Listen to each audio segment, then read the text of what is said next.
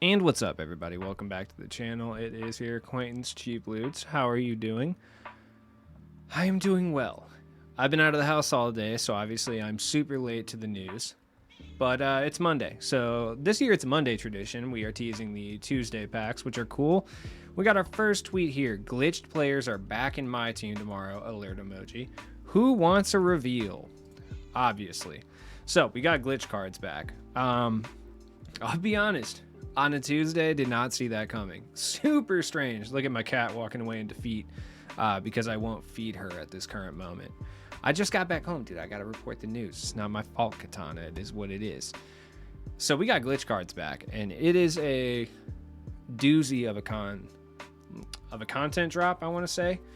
I don't know what word I was going to say there. I just got off the highway, man. Like, my brain fried. Don't even want to do this right now. But look, content is crazy. Like, the concept itself, which I think is the word that I was looking for just a second ago, but couldn't come to the forefront of my brain, is really interesting for a Tuesday set. Now, before I go in and actually show you the players, basically, it's shades of. But instead of shades of, it's glitched. Does that make sense? Well, this is what we got first. First off, 3 white dudes. Hilarious. Absolutely hysterical right off the bat, dude. Just 3 super white bros. Goran, Joe Ingles, Evan Fournier. So we got a ruby to a diamond defense glitched Evan Fournier. So in addition to being able to shoot, he plays defense. Then we got ruby to diamond athleticism, Joe Ingles. So Joe Ingles is about to be booming on people.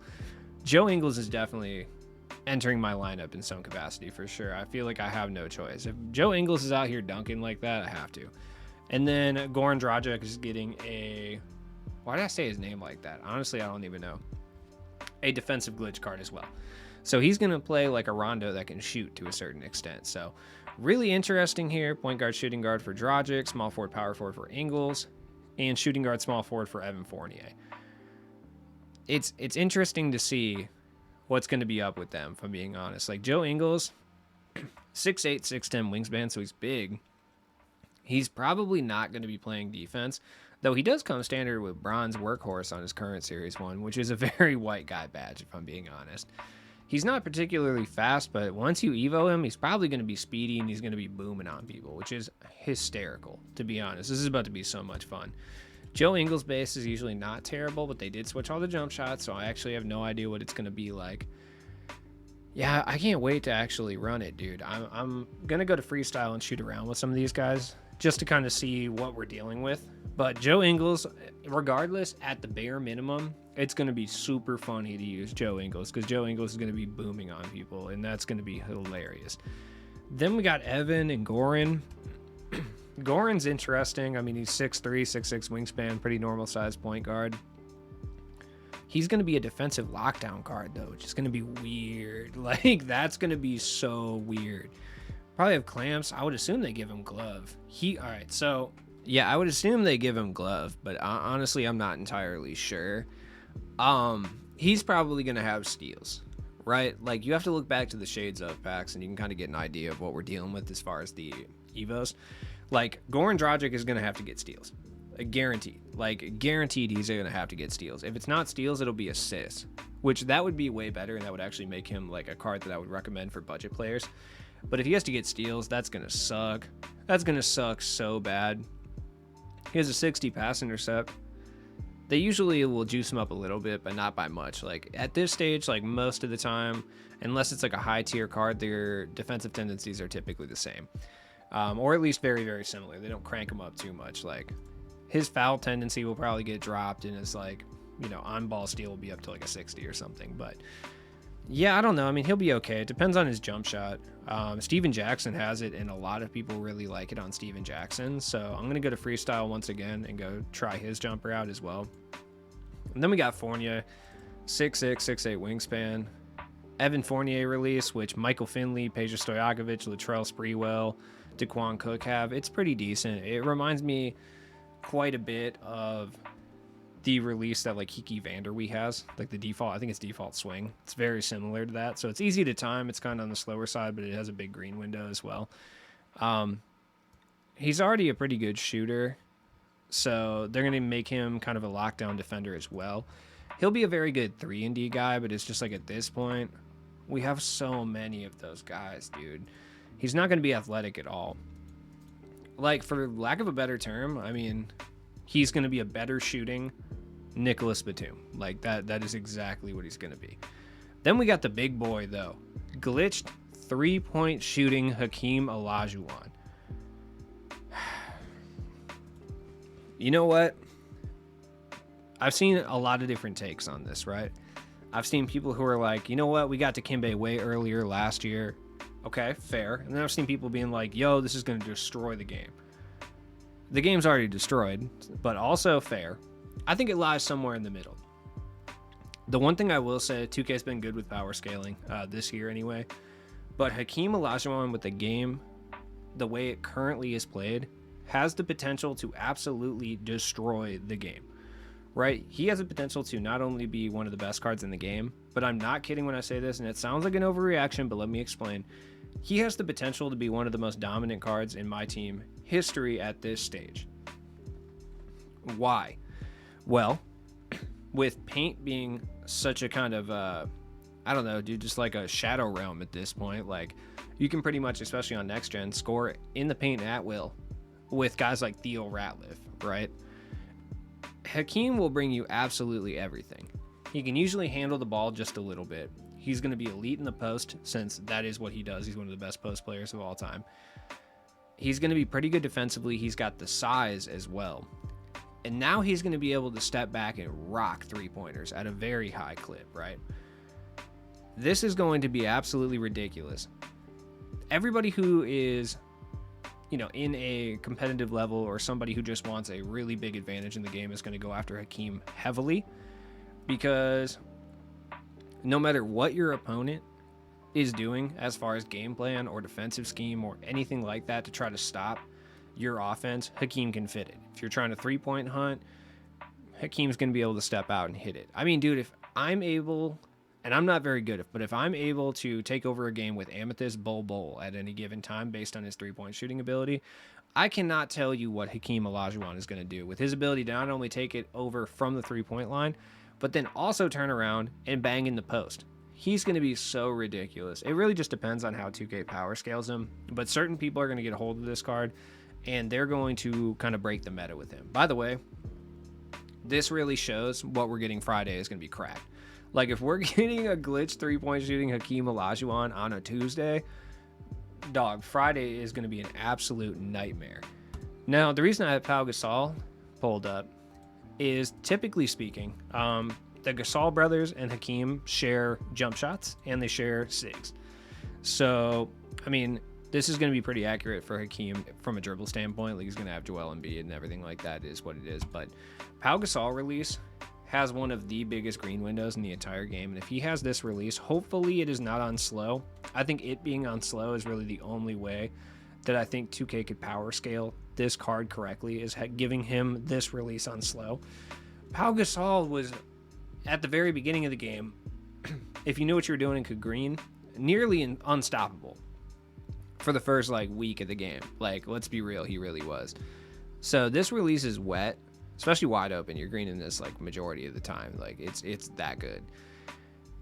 If he has this release, which he could completely have a different release, like they could give him the same release as Will, easily. Like, he could have Beverly release. There's no way to say for certain if he's gonna have the Pau Gasol release. It's just typically what happens. Oh, never mind. I'm sorry. Wilt has Patrick Ewing's release. Who had Beverly's release? Was that Bill Russell? I think Bill Russell had that. You hear that motorcycle? Yeah, he's pretty cool. I think Bill Russell had Beverly's release. Yeah, Dikembe, Theo Ratliff. So far, the big man releases are going to be Pau Gasol, Patrick Beverly, or Patrick Ewing. Patrick Ewing's release isn't terrible. Beverly's release isn't awful this year either. All three of them are not terrible options. So whatever they give Hakeem should be relatively good. Either way, let's go try out the Evo players in freestyle real quick. We'll start out with the GOAT, Joe Ingles. Look at Joe Ingles. He actually got a pretty big player build, honestly.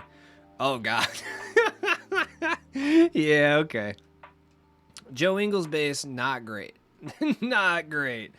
It is a slow release for sure. Oh, geez. Look at this release. Oh, no.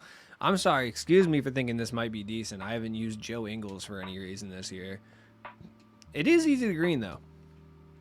I will say I have it on online versus right now, and it's greenable for sure. Is it pretty?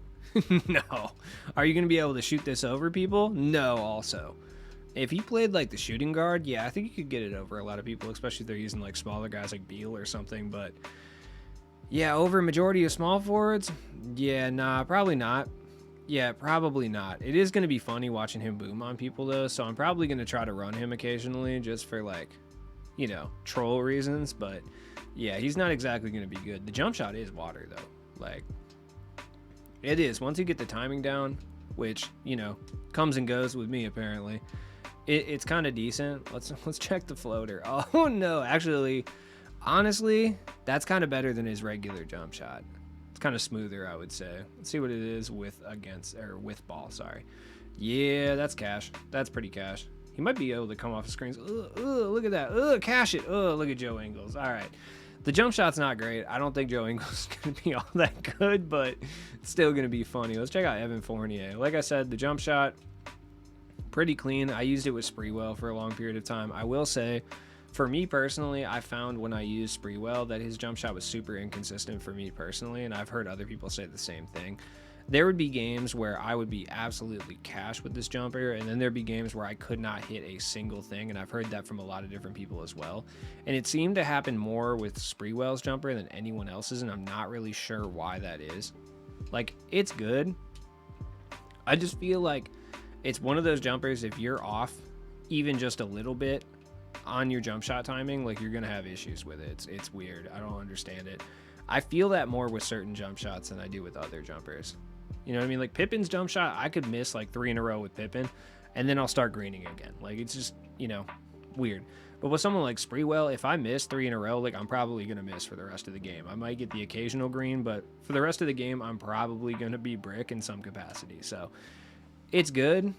And depending on how his defense is, I think he'll be relatively solid. It's all dependent on his price. Then we got Goran Dragic. I don't know what's going on with him, honestly. Yeah. What is Joe Ingles? What if they give him dunks for the Evo? That would be so whack.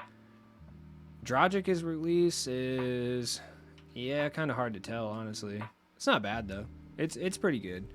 A lot of these releases kind of look the same, but they are NBA players, so they all kind of have, they all share a lot of shooting coaches and stuff, so you, like, it's actually kind of realistic that a lot of people's jump shots look the same this year. Underrated thing 2K did.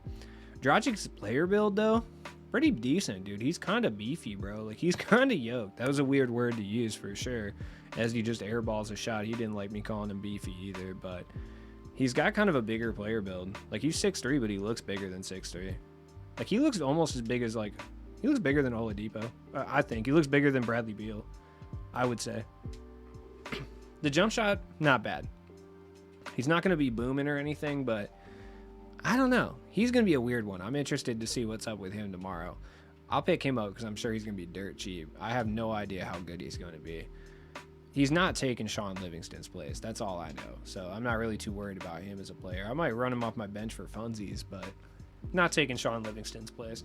Now, looking at, like, the market, I'm sure we're going to see a pretty massive drop-off in a lot of big men, honestly. Like, big men are about to drop off.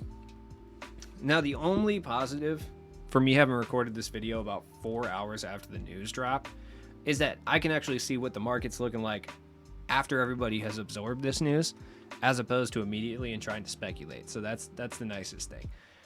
It's really the only nice thing about recording it so late. Well, Garnett hasn't dropped at all. Like, so there's that. I expected him to drop a little bit. Wilt's going to drop quite a bit, I think.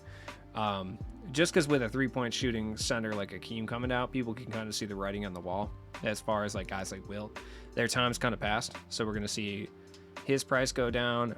Guys like Dirk and Cat specifically, I think's price is going to go down for sure.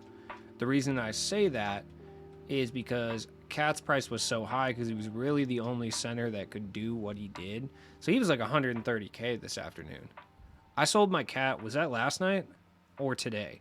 I can't remember, but I sold him for 140K, which is wild. I guarantee he's a buyout today. If not today, tomorrow for sure he's a buyout. Nobody is spending 100K on Cat right now with a 3-point shooting Hakeem Olajuwon coming.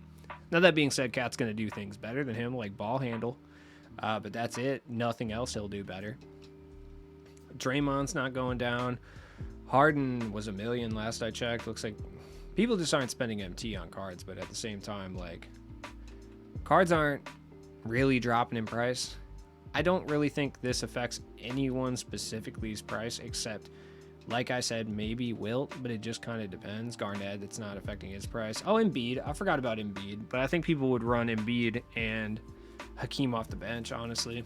Like, glitched Hakeem, let's be 100% real. Glitched Hakeem is not going to be, and I know this is going to be kind of a hot take, but he's going to be better than Joel Embiid, but he's not going to be that much better. He's not going to be as better as you're assuming. That I will say. Like, they have the potential to make this card the fakest card of all time, but what's more than likely going to happen is this card is going to be a slightly better Embiid with a slightly worse jump shot, right? That's probably what's going to happen. And I think a lot of people understand that too, because Embiid could potentially be faster as well. It just kind of depends how they want to handle it. So, like I said, the one thing I will say about Hakeem is he's going to be better than someone like Ilgauskas or Sabonis. The reason being, he has the size and the defensive badges and capabilities to guard those guys in the post, like, as much as they possibly can. But he has the added benefit of probably being a better shooter than those guys, having better shooting badges, and being much faster than those guys, which is an advantage you see with Embiid as well. Just not to that extent, just because the defense on Embiid isn't quite as good. So it's going to be interesting. We'll see. When we actually see the card itself, we'll know if these guys are going to fall off in price. As of right now, 4 hours after these pack announcements came out, and nobody has fallen in price at all. So it is what it is. As always, it's been your boy, Cheap Ludes. I appreciate you guys. Also, shout out to everybody who watched the Our Team podcast. If you haven't watched that yet, definitely go take a look at that. That was a fun episode. We'll be back this weekend, obviously. And, I'll be up early opening packs tomorrow. Frustrated. So, check that out. If you haven't already, drop a like on this video. Subscribe, dog, please.